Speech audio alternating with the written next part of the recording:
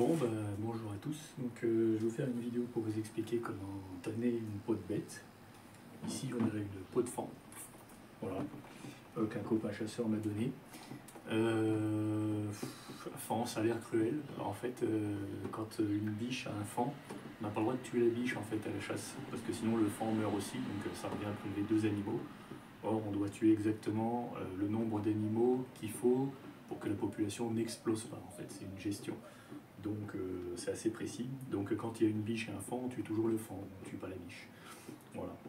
C'est pour ça que j'ai une peau de faon. Donc on va voir les différentes étapes. Donc ici, là, j'ai mis une bâche. Un truc en bois que j'ai fabriqué, mais on peut utiliser un simple poteau.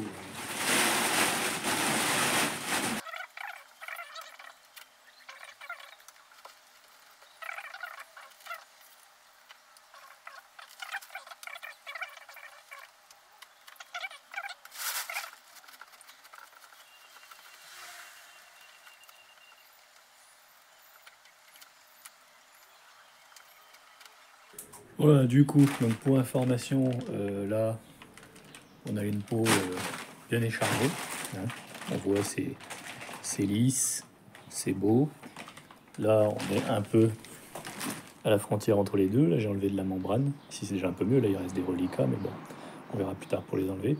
Et là, on a la partie pas où on n'a pas encore enlevé toutes les chairs, les membranes qui traînent, etc.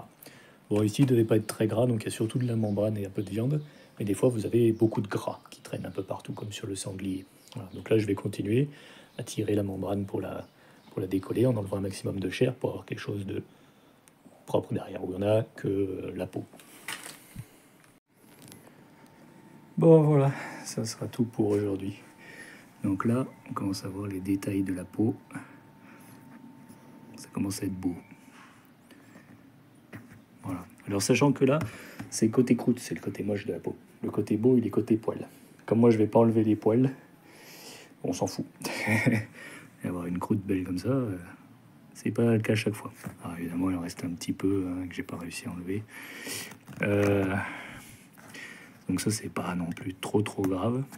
Ce qui va, c'est que quand je le mettrai à tanner, je le ressortirai de temps en temps et je continuerai à le frotter pour fignoler les derniers trucs. Donc, maintenant, il faut le saler.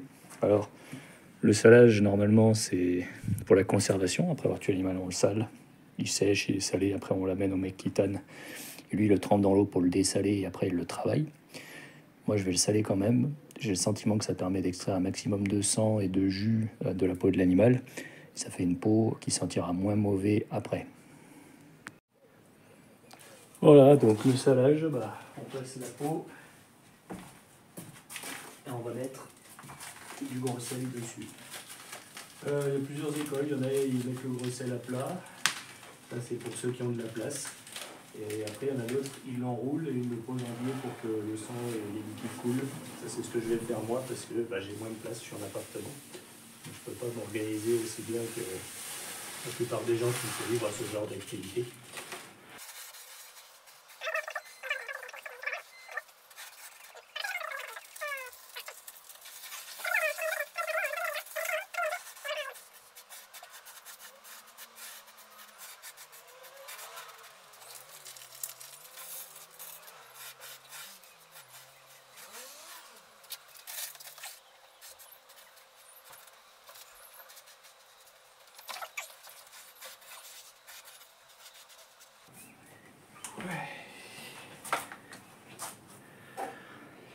Voilà, maintenant je vais la rouler.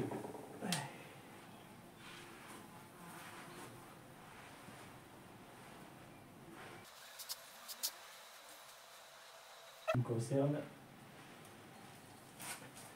je vais la foutre dans le tonneau. Comme ça. Voilà, et je vais la laisser là, je sais pas, 1 ou 2 semaines. Je vais laisser encore le temps, et ensuite je ferai le tannage. Bon, ça fait déjà 1 ou 2 semaines. J'ai pas pensé à me filmer, et du coup, je l'ai sorti, je l'ai rincé, et je l'ai remis dans le truc. Ça commençait à puer, il faut dire que l'été arrive avec la chaleur. Donc là, en gros, j'ai vidé le sel par terre. J'ai mis un peu d'eau dans la bassine et puis je l'ai levé, je l'ai remis, je l'ai levé, je l'ai remis comme quand on lavait le linge. Hein. J'ai fait 2-3 fois comme ça et là maintenant je pense qu'elle est propre. Mais c'est pas rigidifié avec le sel, donc j'imagine que elle n'était pas non plus avec une très forte teneur en sel. Normalement il faut la reverdir. Là je n'ai pas l'impression qu'il y a besoin, elle est déjà molle et tout, donc je vais directement passer au tannage. Pour le tannage, d'habitude je prélève du bois, mais là j'ai pas eu le temps, c'est le printemps. Je vais faire les semis, donc j'utilise de l'écorce de chêne broyée. J'en ai mis en gros un tiers du sac dans une marmite et je le fais bouillir pendant 3 heures. Là, on voit c'est rouge, c'est les tanins. Voilà. Alors, l'idée ça va être de remplir ce truc là avec ce truc là. Si je mets que du jus comme ça dedans, j'avais fait ça une fois. Après c'est tanné qu'en surface. Normalement il faut tanner avec des concentrations faibles au début et en augmentant la concentration petit à petit. Mais il faut quand même avoir une concentration assez forte pour pas que ça moisisse dedans. Parce que là ça pourrit rapidement sans le sel, une fois rincé. Et en plus il fait chaud. Donc je vais quand même mettre une marmite complète. Et je rajouterai le reste du niveau avec de l'eau. Et après peut-être je rajouterai une deuxième marmite dedans, en enlevant un peu d'eau, etc. Pour augmenter la concentration petit à petit. Voilà, la bouillie est prête. Je vais la faire couler là-dedans et puis je vais remplir ça.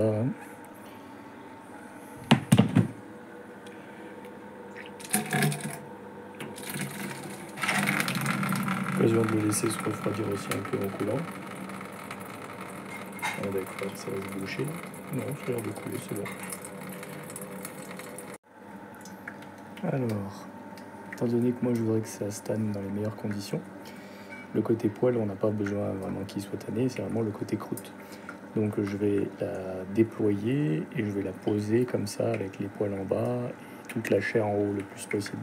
Pour pas que ce soit replié sur la chair, mais plutôt replié sur la fourrure. Et voilà. Ça va permettre de faciliter le tannage. Évidemment, ce qui devait arriver est arrivé. Donc, ça c'est bouché, donc je le verse directement. Mais d'abord, je vais mettre de l'eau froide dedans. Comme ça, parce que ça c'est encore chaud, ça ne brûlera pas la peau. Voilà, la solution est versée, mélangée avec le tanne. Donc là, maintenant, je vais la laisser 3 mois. Et de temps en temps, comme ça, il faut la touiller, la faire bouger comme ça. Tous les jours, un petit peu comme ça. Pour que ce ne soit pas toujours les mêmes endroits qui pigmentent et que le tanin circule dans la solution.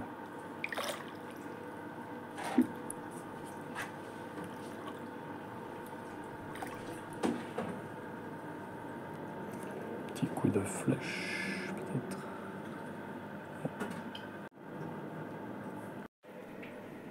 Voilà, on est déjà une semaine plus tard. Respect. Un petit peu de mousse, ça me plaît pas, mais c'est pas trop grave. L'odeur, ça sent comme une odeur un peu d'alcool et de tanin mélangé. Une odeur de tonneau en fait, hein, ce qui est logique, hein, c'est le tanin. Mais pas d'odeur de pourriture, quoi. Ça c'est important. D'autant qu'on est dans une saison où il fait chaud. Donc le but c'est d'augmenter la concentration progressivement de tanin à l'intérieur pour que l'intérieur du derme soit tanné comme l'extérieur, et pas que l'extérieur qui va faire ce qu'on appelle le croûtage en saucisson, hein, en équivalent, où ça va mettre beaucoup à l'extérieur et du coup ça rentrera plus à l'intérieur. Donc on peut le faire bouillir pendant 3 heures pour faire une solution concentrée rapidement, mais si on place juste l'écorce de chêne broyée dans l'eau froide, en 2 ou 3 semaines, le tanin sort au lieu de 3 heures puisque c'est pas chauffé. Du coup c'est intéressant, donc je vais mettre une bonne quantité, une bonne dose d'écorce de chêne, et je vais le laisser augmenter la concentration petit à petit de mon bidon. Comme moi j'ai prévu une durée de tannage variant de 1 mois à 2 mois, et ça me semble être la bonne chose à faire. Alors, est-ce que je mets la moitié ou moins? Donc je prends mon sac et je vais en mettre une, 2, grosse peau. Voilà. L'idéal, ça aurait été d'avoir un extrait de tanin en poudre, mais l'écorce de chêne contient déjà 40% de tanin. On va le rajouter au bout. Voilà. Et puis éventuellement, ouais, encore une. Puis éventuellement, je pourrais mettre le reste dans 3 semaines pour relancer la concentration. Ou alors je le passerai au truc chaud pour faire monter la concentration plus vite et du coup avoir une concentration plus importante. Ce qu'il faut savoir, c'est que le tanin qui est dans la solution est absorbé en même temps par la peau. Donc la concentration a tendance à réduire naturellement au fur et à mesure que la peau l'absorbe. Donc le tanin doit être remplacé au fur et à mesure au cours du processus, en augmentant les doses pour évidemment augmenter la concentration de tanin petit à petit. Je vais un peu le remuer, sinon il va rester en surface.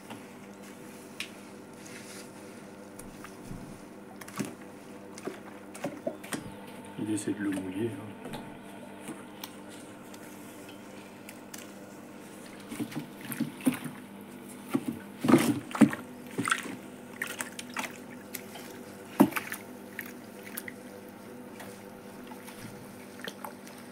Voilà.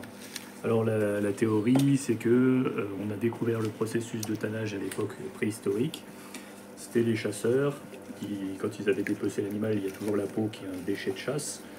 Ils la laissaient traîner par terre et ils se sont rendus compte que quand ils laissaient traîner la peau dans des zones qui étaient riches en bois pourri, quoi, bois qui s'effrite de chêne, et ben elle se conservait beaucoup mieux. Et effectivement, les éclats de bois pourri, ça contient énormément de tanin. Et du coup, en laissant la peau dans ces écorces de bois pourri qui la recouvrent par-dessus, le tanin va passer des écorces à la peau. Et du coup, ça fait sa conservation. Donc là, la mixture, elle a une bonne gueule de résidus de bois pourri, sauf que là, c'est du bois broyé, il n'est pas pourri.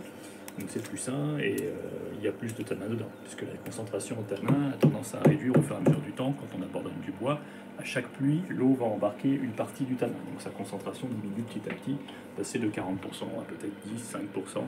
Ça doit faire probablement une décroissance type exponentielle. Et donc voilà. Donc là je le laisse, je suis bon pour 3 semaines, 1 mois, et après j'essaie de refaire un choc de concentration, donc là je repasserai par le feu.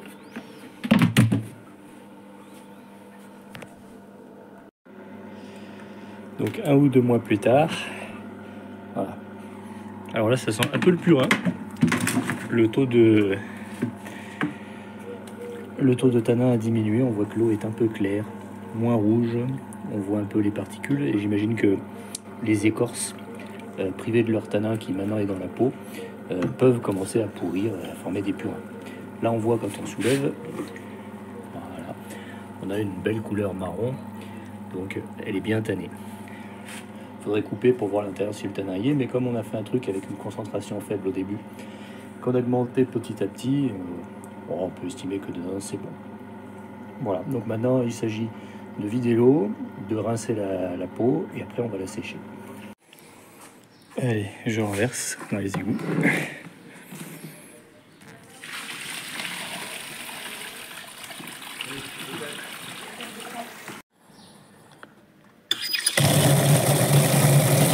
Donc je rince et je remplis d'eau mon bilan.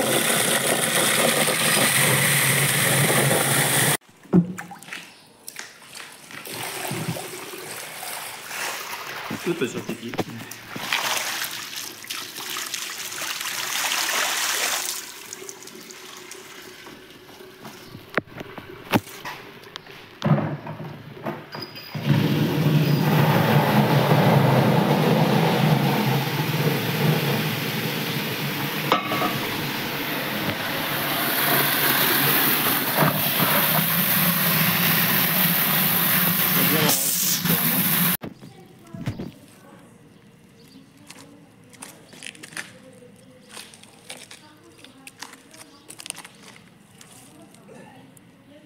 C'est une mauvaise idée de l'utiliser pour ces enflements. Comme c'est un pot qui a été tué en fin de saison, il perd ses poils. C'est un peu dommage.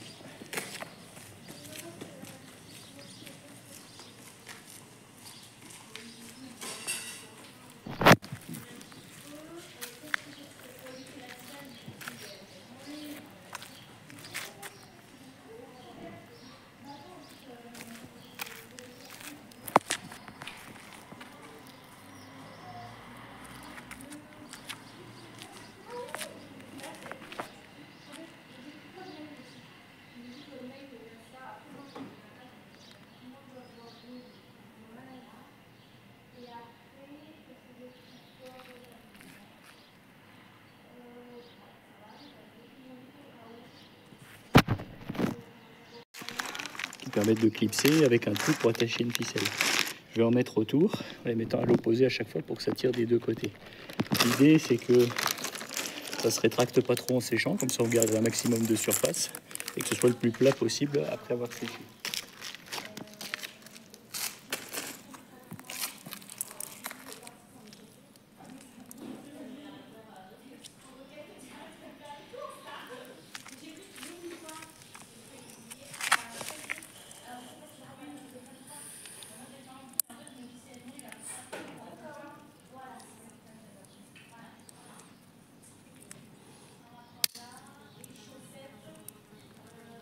Il est pété.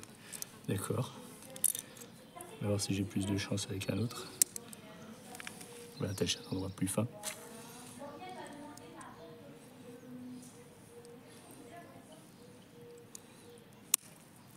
Voilà.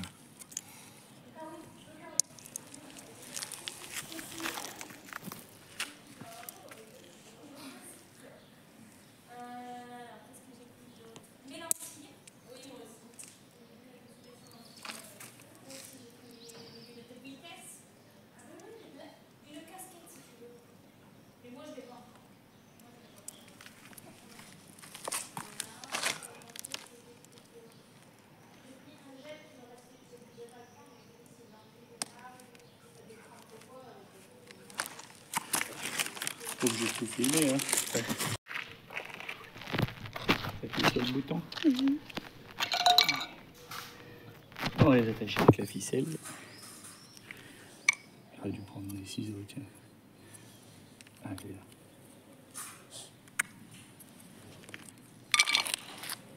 On va commencer par le fixer verticalement.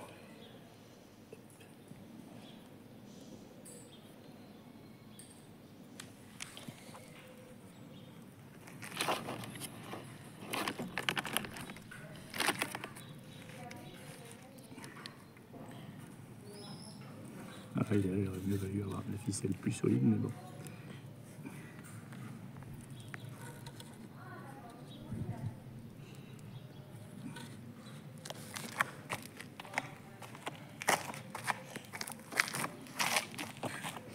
Le côté opposé.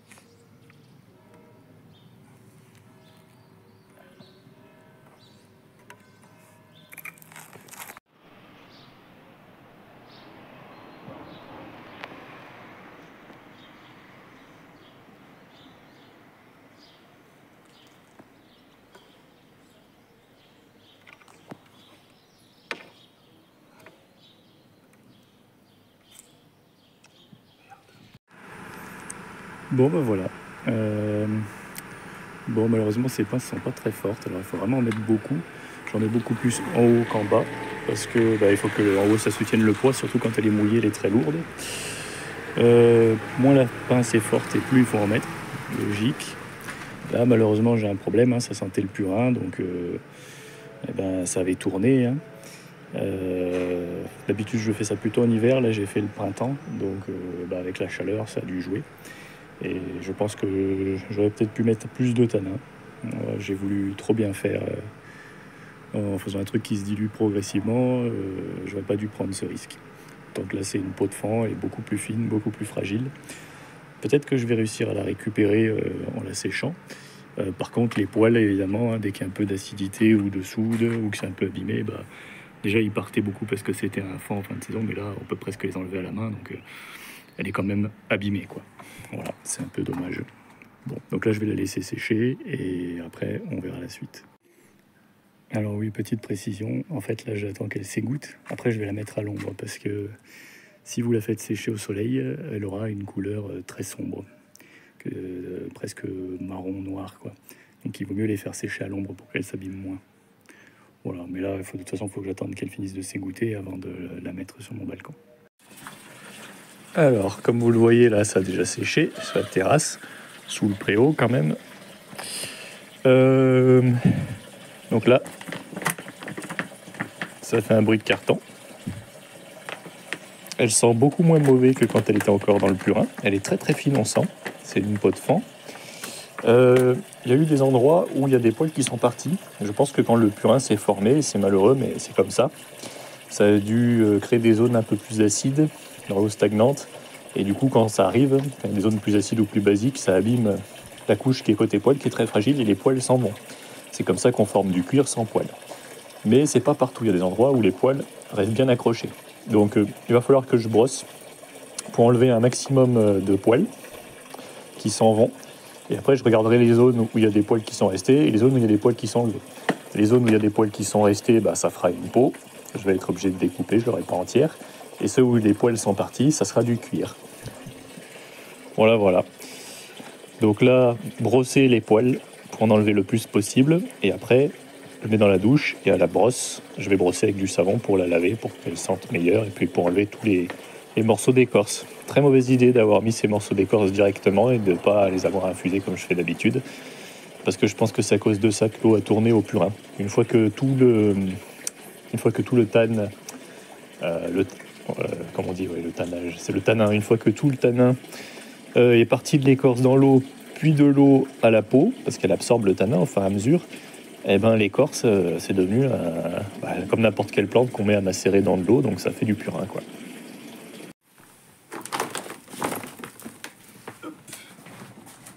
Alors, c'est parti pour le brossage. On va voir ce qu'il va rester.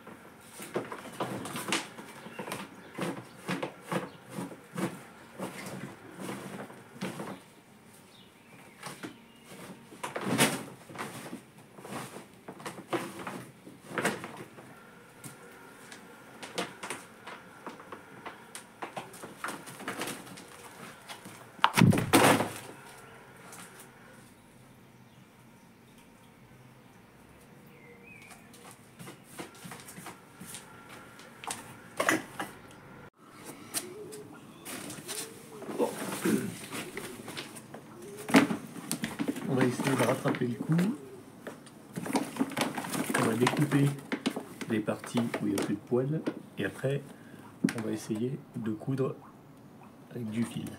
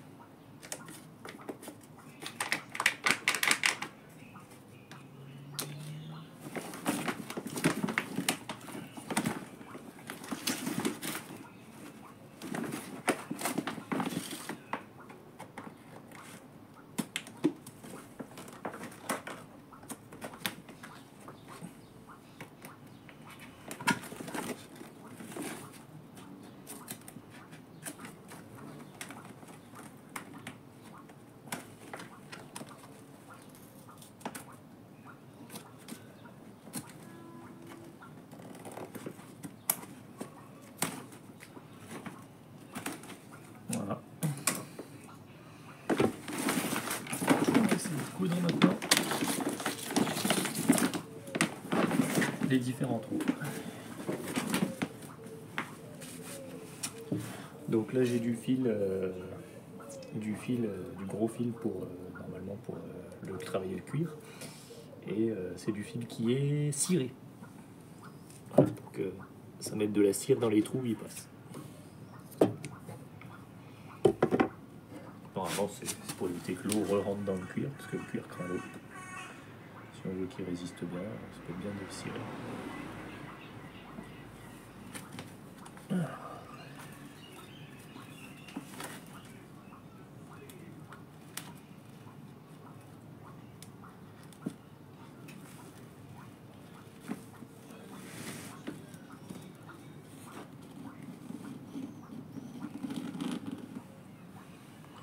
Le problème c'est que la peau de fond n'a pas l'air d'être très très solide, du coup j'espère que ça tiendra.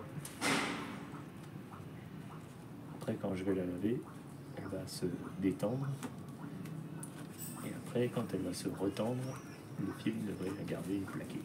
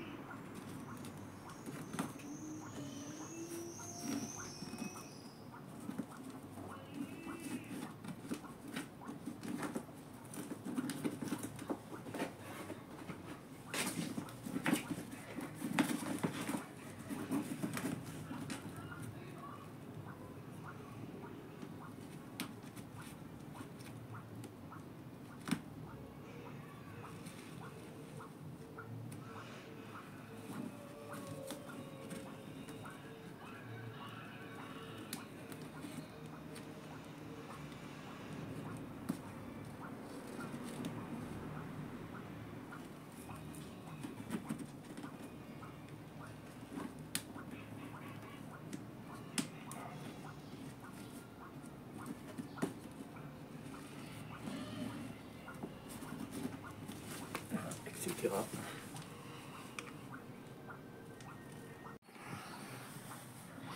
Voilà ce que ça donne. Alors, par contre, voilà, bon. Donc là, elle va être remouillée pour être lavée, puis resséchée. On espère qu'elle se réétirera et sera plate de nouveau.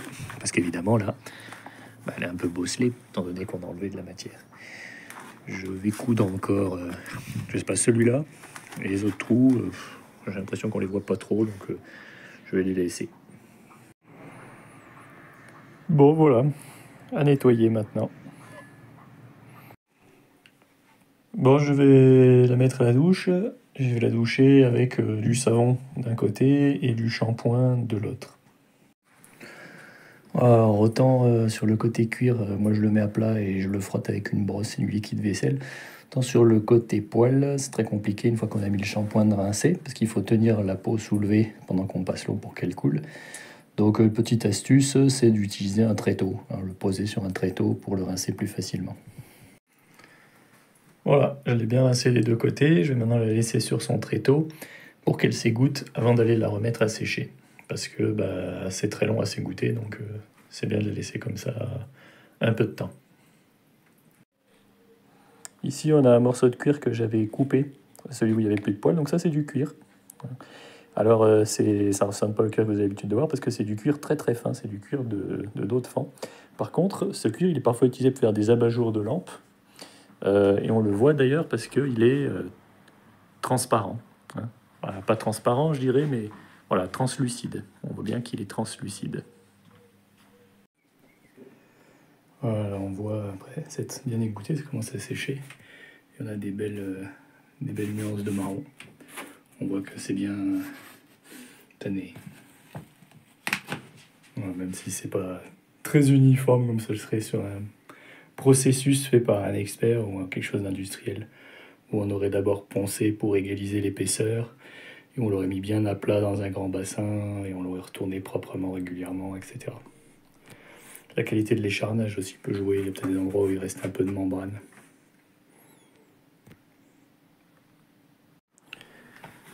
Ma peau est sèche, on peut voir elle fait ce bruit de papier cartonné caractéristique d'une peau sèche. Alors, soit je la laisse comme ça, soit on peut mettre de l'huile ou de la graisse dessus pour essayer de la rendre plus souple. Ou alors, on peut la froisser encore et encore jusqu'à ce que toutes les fibres de collagène dedans qui lui donnent cette rigidité soient brisées. Moi, j'avais déjà fait briser les fibres de collagène. Maintenant, je vais essayer la stratégie plutôt avec l'huile. Donc, j'ai de l'huile de lin et du coton. Alors, certains puristes disent qu'il faut utiliser seulement des huiles animales, notamment l'huile de vison. Mais d'autres utilisent de l'huile de lin, ça se fait. Donc, moi, j'ai de l'huile de lin, c'est moins cher, c'est plus accessible, donc je vais utiliser ça. Je vais en mettre et l'étaler avec le coton.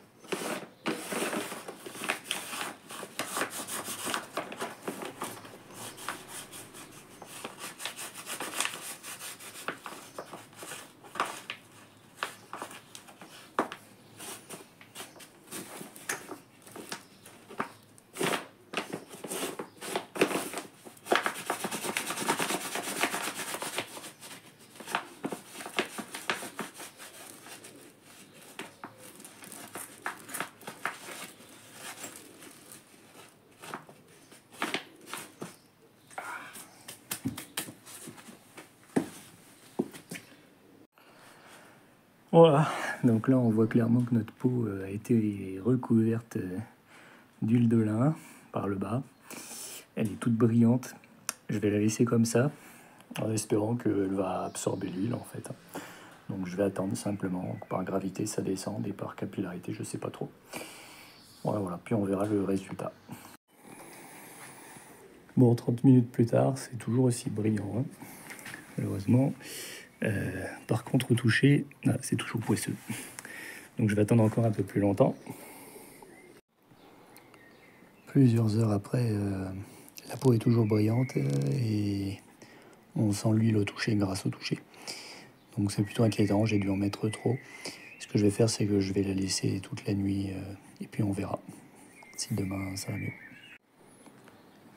Bon, on est le lendemain matin et là, ça brille encore, mais au toucher, il y a déjà moins de gras.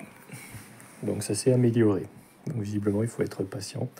Donc je vais attendre encore la fin de la journée pour voir si ça s'améliore encore. On est le lendemain, on voit qu'elle brille encore beaucoup.